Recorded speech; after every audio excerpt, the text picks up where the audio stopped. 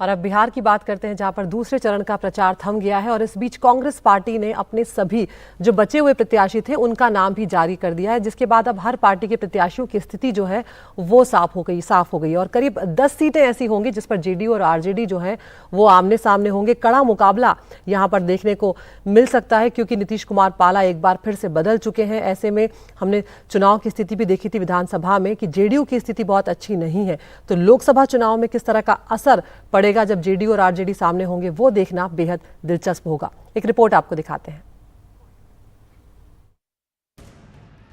प्रधानमंत्री नरेंद्र मोदी, बिहार के मुख्यमंत्री नीतीश कुमार, तेजस्वी यादव, राहुल गांधी, मल्लिकार्जुन खड़गे सबने पूरी ताकत लगा दी किशनगंज, कटिहार, पूर्णिया, भागलपुर और बांका के प्रचार में।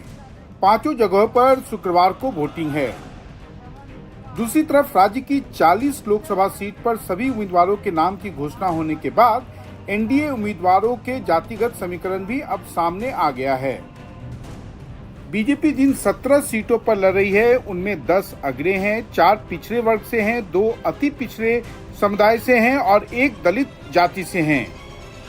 वहीं नीतीश कुमार के जनता दल यूनाइटेड के 16 उम्मीदवारों में 3 अग्रे हैं, 6 पिछड़े वर्ग से हैं, 5 अति पिछड़े हैं और दलित मुस्लिम समुदाय से 1-1 उम्मीदवार हैं। वहीं चिराग पासवान की लोक जनशक्ति पार्टी से 3 उम्मीदवार दलित, 1-1 अति पिछड़ा और अग्रे वर्ग से हैं, जबकि बाकी के 2 उम्मीदवारों में से 1 उपेंद्र कुशवाहा पिछड़ा वर्ग से और 1 जीतन राम मांझी दलित समुदाय से आते हैं। कि जो 5 सीटें मुझे मिली हैं, उन 5 सीटों में बिहार फर्स्ट, बिहारी फर्स्ट का जो मैं विजन लेकर चलता हूं, जहां पे मेरा भी एक एमवाई समीकरण है, महिलाओं का है, युवाओं का है।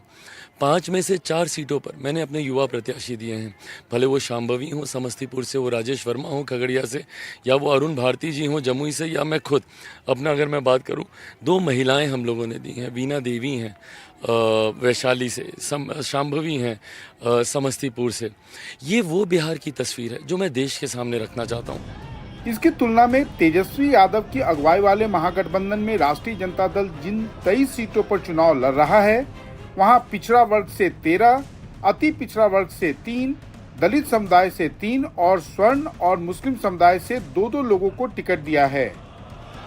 वहीं कांग्रेस पार्टी, जिसके खाते में 9 सीटें आई हैं, उसकी सूची में 3 उम्मीदवार अग्रे, 3 दलित, 2 मुस्लिम और 1 अति पिछड़े वर्ग से हैं, जबकि सीपीआईएमएल के 3 उम्मीदवारों में से 2 पिछड़ा और 1 अति पिछड़ा समुदाय से है, जबकि मुकेश मल्लाह के वीआईपी पार्टी के 3 उम्मीदवारों में से 1 अति पिछड़ा, 1 पिछड़ा और 1 दलित वर्ग से है।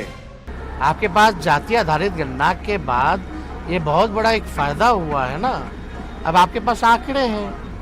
असल मकसद तो यही था ना, एक तो साइंटिफिक डेटा होना चाहिए, लोगों को पता हो जाए किसकी कितनी आबादी है, ताकि आरक्षण की सीमाएं उसी हिसाब से बढ़ाई जाए। और जब आबादी ज़्यादा निकली तो उसी हिसाब से बढ़ाई गई, लोगों के लिए आरक्षण हम लोगों ने बढ़ाया। अगर आप गठबंधन में शामिल दलों के आधारभूत वोट और उसमें शामिल दलों की संख्या का तुलना करेंगे तो बिहार में एनडीए के सामने महागठबंधन कहीं नहीं टिकता।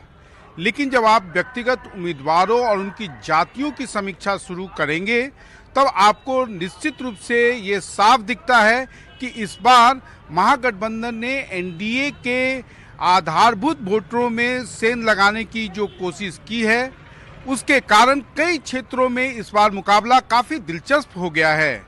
पटना से कैमरामैन हबीब अली के साथ मनीष कुमार, एनडीटीवी इंडिया के लिए।